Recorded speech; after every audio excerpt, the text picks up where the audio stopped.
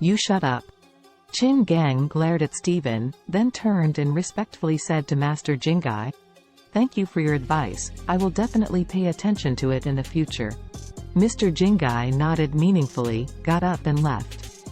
As soon as Master Jingai left, Stephen immediately said, "Second uncle, Mr. Jingai is a well-known master of Xuanjitang. How can a liar like Charlie can be compared to him? This time, Mr. Jingai will solve all the problems in our family. Yes, it doesn't cost a penny. Mr. Jingai didn't charge any money, but Charlie cheated our family a lot of money. He spent 100 million and took a piece of a broken shell. This is a scam. You are too naive, how can you give him so much money? If this spreads out, people in Orus Hill won't call us Chin family fools?" Chin Gang was silent, but his face was already suspicious. Mr. Jinghai's reputation is indeed very strong, and the things that Mr. Jingai just let himself see are vivid and have to be believed. More importantly, Mr. Jingai did not take a cent, while Charlie spent more than 100 million on the auction. The more such a comparison, the more he felt that Charlie might be something wrong. At this moment, a housekeeper of the Chin family knocked on the door, and only stepped in after getting permission from Chin Gang. "Mr. Chin, there is your express." After speaking, he handed over a paper box. Chin Gang frowned, and after unpacking the paper box, he found a token lying quietly inside.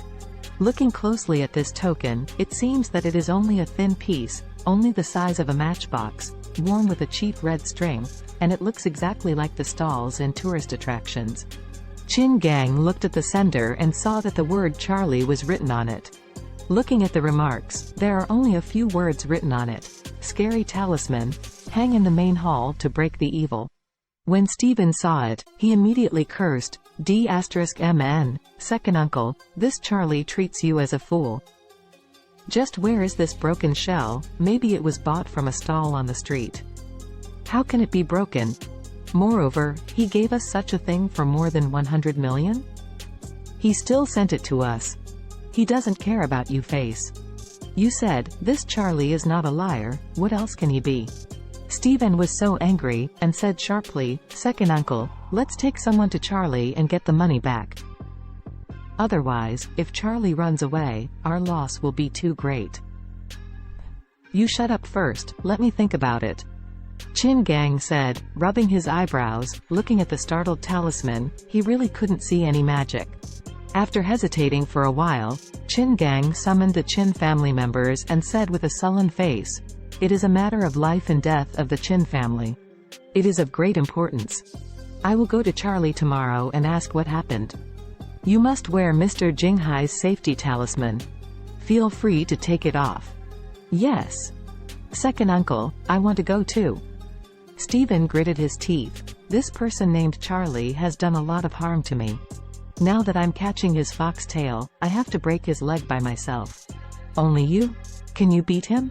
Chin Gang frowned and said, "But if you really want to go, you should bring a few more bodyguards. First inquire about Charlie's whereabouts tomorrow, just in case." After speaking, he paused again and shouted, "Remember, I didn't ask you to take people to trouble Charlie. I am afraid that you would act recklessly and be beaten again." Stephen was overjoyed and immediately said, "I understand." Chin Gang said coldly, "Although my Chin family is not a top-level family, it can't tolerate others to deceive me. If anyone deceives me, I will respond back. I must check this out. If Charlie really pretends to be what he is not, I will not forgive him." After leaving Chin's house, Mr. Jingai immediately made up his wishful thinking. He naturally wanted Charlie to avenge him, and he wanted to take back the clams that Charlie had stolen, but this was not enough.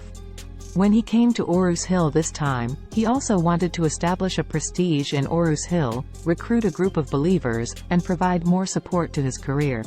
Therefore, he planned a game that he thought was the best of both worlds. Think of Charlie as the key to killing the chicken and the monkey and letting the whole Orus Hill surrender. Charlie didn't know that the so-called Mr. Jingai was planning to use himself to sacrifice the flag. In the evening, he was preparing to buy vegetables and cook when he suddenly received a call from Warnya. After picking it up, Warnya had a serious tone and said directly to Charlie, Mr. Charlie, that Mr. Jingai invited some masters in antiques, feng shui, and metaphysics to hold a banquet at White's house. Ask me if you have time to go there? White family? Which type of family is it? Warnya said, a middle-class family. They have 2 male descendants, Gerald and Fred White. Both of them? How could they be elected to his house? Charlie asked strangely. Warnya explained, recently, the White family has not been going well. The son Fred White and nephew Gerald have had troubles one after another.